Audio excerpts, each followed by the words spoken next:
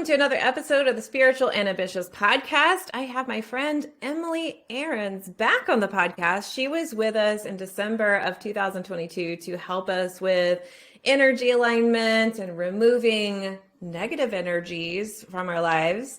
And it was such a popular podcast episode. We decided to do something super special. And you, if you're listening, probably already know, I sent out a form for all the questions about energy alignment and spirit guides. So first and foremost, if you haven't listened to the episode that we recorded on her podcast, it just aired yesterday. So I want you to go over to Aligned and Unstoppable. That was part 1, all about spirit guides. And this is part 2, all about energy alignment. And what's really cool is she asked me this question about, so how do spirit guides help you remove energy blocks? And someone actually asked us this, which is a great question. So I gave my answer, and now I'm going to ask her to give her answer. But before we dive into it, welcome, Emily, to the podcast. Thank you. And I was just thinking, I can't believe that was December.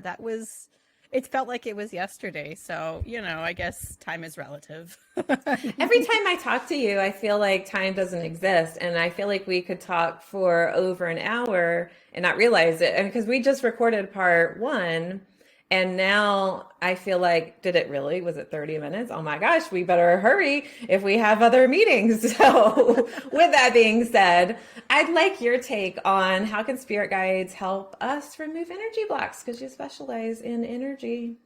Yeah. So what I started to share on my podcast was a few years ago, I channeled energy healing, where we went on a journey to connect with our spirit guides. And multiple guides showed up in different capacities. One is holding your head, and one is holding your belly, and one is holding your feet, and one is just passing through, and like all of these different energies all at the same time. And this experience, and it's one of my favorite ones to listen to, is back from May of 2020. I've since recorded multiple that were kind of similar, but that is like one of my absolute favorites, because being very sensitive, as a highly sensitive, empathic kind of gal, energy healing moves my physical body as well sometimes. And I always get this beautiful response. So we can connect with our spirit guides so that we can ask them to remove blockages or bring our attention to certain places, or to connect us to the practitioner who can help us with that specific issue. And they can also work on us. And so, like this morning, I was telling one of my team members, I was talking to a tree, and she goes, obviously, and because I feel really connected out in nature. So I go out every single day, and it's kind of like, for me, when I'm talking to a tree, and I'm going a little bit off on a tangent here, I understand that. It's almost like when someone like whispers your name, or you feel like you heard somebody call your name, and it's like you look around like, who called me? And so that's how I feel when I'm in nature, when trees want to share a message with me. And so I found the tree that wanted to share a message, and I just kind of lean in and listen. And so I feel like whether it's a tree or it is you talking in your own head and connecting with guides, asking for that next level of healing is right there at your fingertips, It's so beautiful. I don't think that we think about that. We think about guides, we think about, what can I actionably do, but we're not aware a lot of times that we're receiving messages through nature and through different sentient beings and energy. So it's really beautiful. Yeah. And so grounding too. Yeah. Yeah. So if we're wanting to remove an energy block, just ask, Yeah. So this is a question that so many people asked. What is energy alignment? Oh, I love this question. So I made up the term, basically, so when I think of energy alignment, I think of our main chakras, which are those rainbow dots that we see on those yoga people. But they're not just these floating dots outside of us. They are actually quite literally ingrained in our physiology. They're exactly and precisely where our endocrine glands are. And so part of what we have to understand, especially as spiritual people, as entrepreneurs, is that when we are undergoing stress, or unrelenting stress, that is, it is, as entrepreneurship is kind of that way, as all the decisions we're constantly up against, when we're feeling stressed and burdened emotionally, or even just in our mind, it starts to embed in our physiology as well as our energy. And so it can create stagnation, it can create blocks. So when your energy is out of alignment, you know it. You feel stressed, worried, panicked. You kind of go into that heightened state. Things can feel dramatic. It can feel like you can feel this constant agitation. Versus, and I kind of like the imagery of a person who is standing with their floaty but pushing up the river. Like it's just hard. Okay. Versus alignment that everything starts to feel like it's clicking. It might not all be easy, but you're getting the signs, you're getting the messages, you're redirecting and moving along with a flow, with an ease, with a trust, with grace. And so that imagery would be a person in that inner tube floating down the stream as it bends and curves with every single part of the river. So energetic alignment in your business looks like you're listening to your intuition, you're listening to nudges, you're putting things out there that feel incredible, even though they might scare you and it's big, but you're still following your heart and the mission that's, to do this work in the world. Your energy alignment basically is feeling good. Being out of alignment is not feeling good. So we're doing all we can to get into alignment, whether it be, like I just said, getting out in nature, eating whole foods, making sure you're hydrated, making sure you're moving your body, getting plenty of rest, connecting, with your spirit team. All of these different faculties help with your energetic alignment. And oftentimes people are dehydrated. They're not eating foods that are nourishing. They're not moving their body and they're wondering why they feel like hell. It's like, well, this is like basic for me.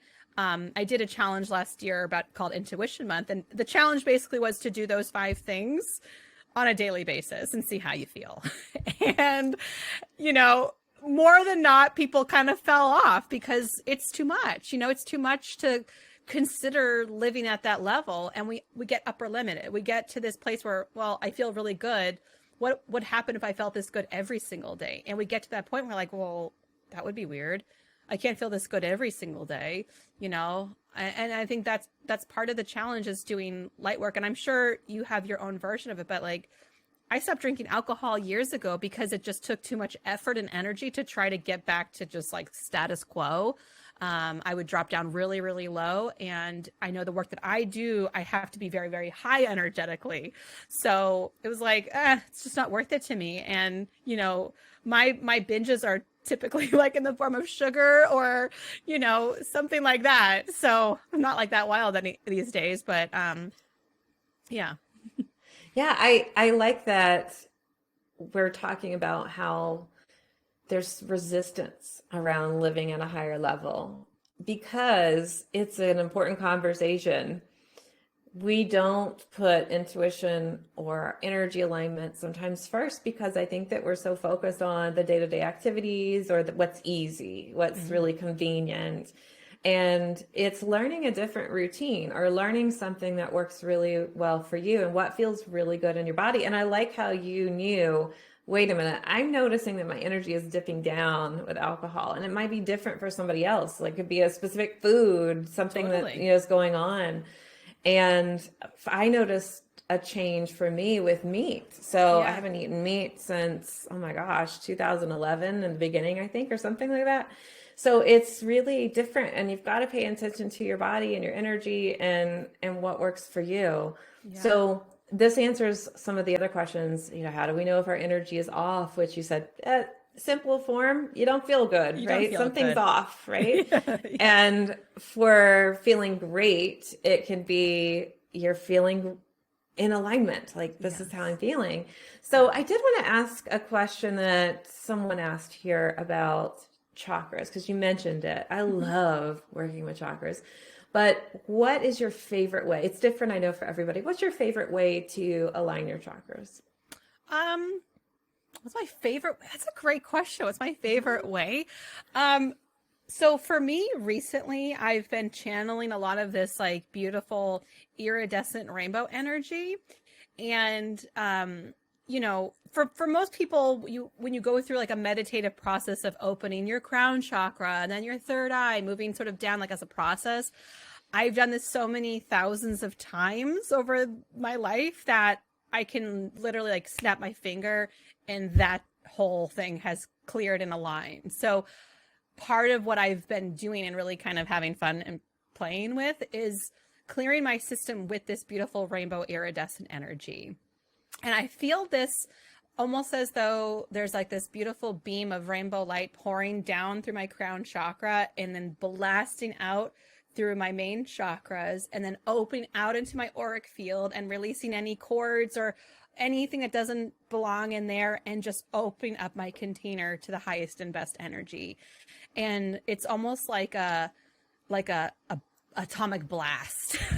Like it's just like a beam of light that opens up and it's like wah. And so it's like the intention is clear, aligned, balance, and that's really it. So channeling that energy through, that's been my favorite way. But I also like to go systematically and go through slowly as well, or have other practitioners work on me kind of slowly and systematically as well. But that's what I've been really having fun playing with. I love that. That sounds really amazing. So sometimes I think for me, it's been really helpful for somebody else to work on my energy, you know, and especially if you're just feeling burned out or you're just so tired. But I remember really clearly, I was going through a relationship breakup years ago, and I asked for this beautiful white energy, and there was some gold in there that came through, and it was like it came through the top of my head all the way in my chakras and came out into my aura, like you said, and removed the cords. I could just see the cords dissolving, which is so beautiful. Yeah. So if you're listening, there's no coincidence here. Try out that visualization that Emily was talking about. And I would speak to cord clearing as well, because a lot of people use the term cord cutting. And I don't know why it's the term it is. I don't know where it came from, but I just caution people against that cord cutting, because if you think of like, if there is a cord from me to Whitney, one stuck in her, one stuck in me, and we cut the center of it, one's still stuck in her and one is still stuck in me. And so when there's still that resonance, guess what happens? The cord rebonds. And so just having that visual is really helpful for people to understand. Well, you can actually, I typically work with Archangel Michael for cord clearing, and I envision him and to clear the cord from the inside out. So imagine if there's a root system, to literally push out the root system and clear and contain the entirety of the cord and clear that and bringing that white healing light in. So obviously that's a process, and I'm not trying to teach people how to do it, but I'm just a word of caution of cord cutting. Yeah. That's so good. I've never thought about that. That's so true, because when I talk about it, I see them dissolve. Yeah. But I've never gotten it of, oh, yeah, you're right. Like some people are just cutting that cord. Oh, that makes a lot of sense. So good. And you good also point. said it too, dissolving and clearing. Like that's exactly what you want to do. You want to do that. Oh, that's so good. Okay. So a lot of people ask some questions about negative energy. Like, how do I, get rid of it? We're talking a little bit about it, but I like this question because the question is, what is the most important thing to do to release bad energies holding us back? To not know specifically which they're speaking of, which bad energy, I mean, it's up for interpretation. I don't necessarily think of good energy versus bad energy. I think energy just is. So when you think of an energy that is not supportive to you, or similar, like what we were just talking about, clearing our system from any energies that don't serve us at our highest level. So that can include things like people who are jealous or other energies and entities. It could be other people's cords into our energy field that are kind of draining us, but they're not necessarily like bad. They're maybe just like cool friends and clients who are just super like connected with us. So I don't want to paint it good or bad. I would just use the intention to clear and release any and all energies that are not serving you at your highest level today.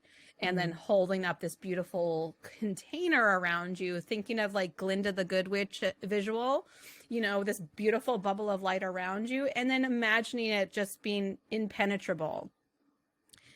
Nothing's going to get in. And this almost like a mirror type energy on the outer edge. So anything that's kind of coming at, it's like that phrase that kid, you like, what, I'm rubber, you're glue, whatever bounces off me and sticks to you, that that with your aura. So you're setting this intention of this strong container. And I think, this is really the number one mistake that most coaches and healers and leaders are making, is that they're not starting their day, and certainly between their clients, if they're client facing, they're not clearing their space and setting that container.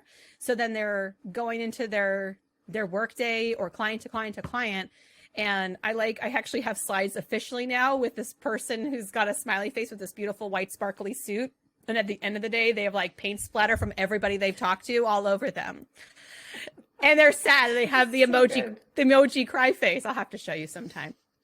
But that's what you do when you're not setting a container, or just a simple intention to be clear, aligned, and balanced throughout the day, to be a clear channel for whatever needs to come through, and clear and release anything that's not supporting you at your highest level. And doing that every single time you interact with somebody. So I was just telling you before we recorded, like, I have like so many calls today, and I've just been like sitting here in 5-minute meditations, clearing myself. And I mean, that's what you have to do to maintain your level of being grounded and connected, and allowing yourself to be a clear conduit. Otherwise, I'm just kind of like dragging everything from my day into the next thing, into the next thing, into the next thing. So it's a really good idea to really set a clear container for yourself. I love that answer. I also heard you say intention, and that's been coming up today. This is the third time it came up. Like, yes, this is really important. Setting intentions are so helpful. I just saw like this clip on, I don't know, some social media I was on, whether it was like Oprah was learning about the power of intention. And then all of a sudden my friend voice texted me about intention and how important it was. And you were talking about it. So I do think that is just part of that, what you said, so important and powerful. But you mentioned meditation, that you're doing these 5-minute meditations. And we have a question actually about meditation and how often daily do I meditate for energy alignment? Can you speak to that? Oh, wait a minute. Let's actually answer that when we come back after this quick break. Great. I always forget. All right, we'll come back in a minute. This episode is sponsored by my free Spirit Guide Masterclass.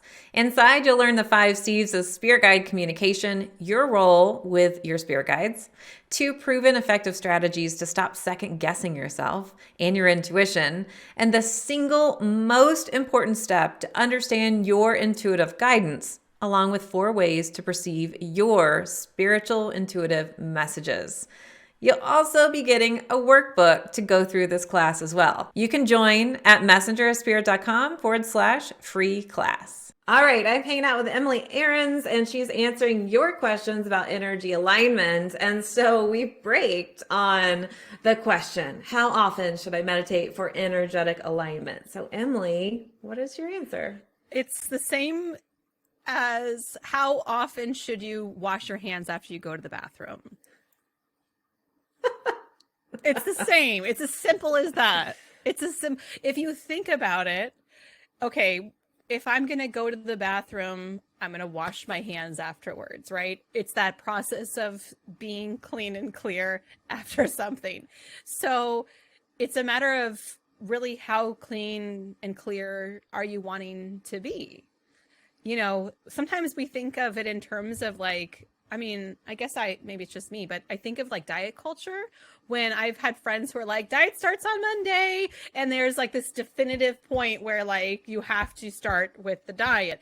With clearing your energy, you can clear it as often as needed. So like I've said, I've been clearing myself literally all day long, and I will continue to do this until I go to bed. For me, it's second nature. So every time I hang up a call, I start toning, I start clearing, I'm burning sage, I'm envisioning white light, I'm envisioning the rainbow light. Like, it becomes routine for me. And so the other thing I do is I go outside and I ground myself. So for example, like I did a call on money blocks this week, and the energy was so bonkers. It took me going outside, laying in the actual snow, and then like eating some food, and then going back outside again, then eating some more food, and like really coming back to ground myself deeply, because my energy was so like I felt like I was in like a hot air balloon. Like I was just like, whoa, like, and it feels so good. So it's like getting high off your own supply, and I was feeling awesome, but I'm like also tether, like you are going to float away, little lady. So part of that is how often do you want to feel great? So, I would say at minimum, the bookends, the morning before you get up out of bed, you can clear yourself and then set your intention. How do you wish for your day to go? How do you want to feel? And at the end of the night, when you're putting yourself to sleep, clearing your energy. I think it's also especially important for the highly sensitive folks like us to make sure that you just set a clear intention before you go to bed. Because like we were talking about on my podcast around dreams, you can have all kinds of energies with you as you're going to bed. And like, I don't know how you are, but for me, I stopped doing live interactive videos at the nighttime because it would take me a really long time to clear myself, to come down, to really ground, and then to sleep soundly after that. Even if I could ground myself and quiet myself enough to sleep, my dreams would be interrupted with stuff. Oh yeah, 100%. I mean, for me too, I had to stop watching like certain kinds of programs or TV because I felt like it would invite the energies. So I actually forgot to clear my energy before I went to sleep because I'm dog sitting and it's so nice. We You're haven't had dog a dog sitting in our right house. now? I am. Yes. Me too. Oh, no way. I love it. I had a 19-year-old dachshund that passed away over a year ago. And so we've been animal free for a while. So it's nice. But I just was kind of distracted, right? And so I had this clear vision of waking up, but I wasn't really awake. And the TV was on. And I saw all these things in my room. And I even saw, this is going to make you laugh, Slimer from Ghostbusters. Like I saw Slimer from Ghostbusters. And so I was like in this astral plane, clearing all these things. And I just had no sleep. So I think it's so important to clear your energy. That's such a good point that you made. But I do want to ask you, because I get this a lot, and I heard you say what you're doing today. How long do you feel like somebody needs to meditate to clear their energy? 1 minute. I mean, let's not overthink it. And you can combine it with going to the bathroom. I think people believe that meditation has to be, 15 minutes before it counts. And I think it's complete BS. Part of what got me into the meditation practice that I'm in today, as part of my life, it's just a constant part of my life. I started to use a tracker and I would count every day I did at least a 1 minute meditation. And that got me in the habit of like, oh, wait, I can do this literally right now. Like I'm in the, we make excuses, but then we can scroll on social for 15 minutes straight and not even realize it's been that long. Right. So, when you wake up in the morning before you wake up, like open your eyes, get out of bed, just a minute of deep breathing and centering yourself, going to the bathroom, just a minute of breathing. Just a minute of breathing is all you really need to just recenter yourself. Imagine yourself clear, aligned, and balanced. Set that intention. Hold that container. Bada bing, bada boom. We're in good shape. But you also do need the deep cleansing as well. Like that's not going to be like your forever plan. That's like get you through the day. And then I would imagine you would have, whether it's a monthly or bi-weekly sort of deeper energy clearing or some modality that you could do. Yes. I love that answer because sometimes people say, well, I mean, I only have like 5 minutes, so the meditation's not going to be really, impactful. Actually, it's a 1 minute. Like seriously, you can do this. You can. And sometimes people focus too much on the deeper healing and don't do the maintenance. And I think the maintenance is so important. And one of the questions that we had too is how do we keep our energy in alignment when we're around negative people all day? So you've answered a lot of this, but I think that when somebody's around a negative environment and it could be a little hard for them to change or whatever it is, they might need something a little deeper. I don't know. I want to ask you that just to see if you had a different answer or tip if somebody's in that kind of environment. Yeah, for sure. So there's a lot that I do personally to equip myself before interacting with, difficult people who have weird energy. Some of them are my family members, so they're not going away anytime soon. They could be a coworker. So first and foremost, back to setting your intention. You cannot control other people. You can only control yourself. And so when you are clear and aligned in your own self and set the intention that you are going to be clear and aligned, you're going to feel amazing, you're going to feel vibrant, doors are going to open, connections are going to be made, it's going to be an awesome day, I'm going to be so joyful today, it's going to be the best day. When you set that intention, then like the crappy people who you might be interacting with, like for some weird reason, they're not going to be getting on your nerves. They're not going to be doing that thing that irks you. They're not going to be even there sometimes. Like they're literally not physically there to do the thing that normally would bother you. And the other thing I do, I set up energetic waterfalls. Fun little pro tip. I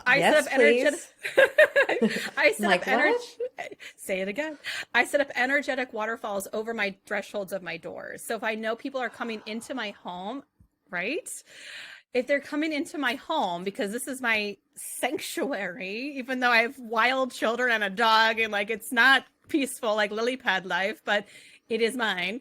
But I'm also a Cancerian, so like my home is like everything. So energetic waterfall over the doorways where people are going to come and go. So what this energetic waterfall is doing is just cleansing and clearing them of anything that is in their field that is not conducive to my home environment to stay at its highest vibration and to facilitate beautiful interaction. So like, there are times I host Thanksgiving with like 30 people. And so like, you can't manage, like I can't sit here and meditate myself like, I'm holding this space. No, I have to set the intention through my house that it's also going to do that. So that's the second tip. The third is you can program a crystal. So like I have these little cute, teeny little tiny polished friends and whoa, she's like, now I want to talk about it. We don't have to talk about it. But what I like to do is I set that same intention with a crystal, or I connect with like which crystal here is going to help me to hold my vibration at its highest level. Because I'm going into, whether it's a Facebook Live or a sales conversation, or you're going to ask for a loan from someone, or you're interacting with a terrible boss. I don't know.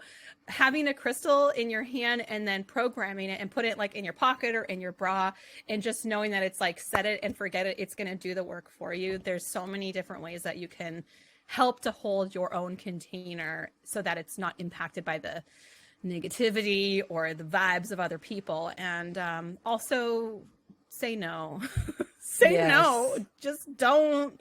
If you can, just don't. Yeah, just don't. Like that's the beauty of like energetic alignment, is that you have a real strong yes and a real strong no.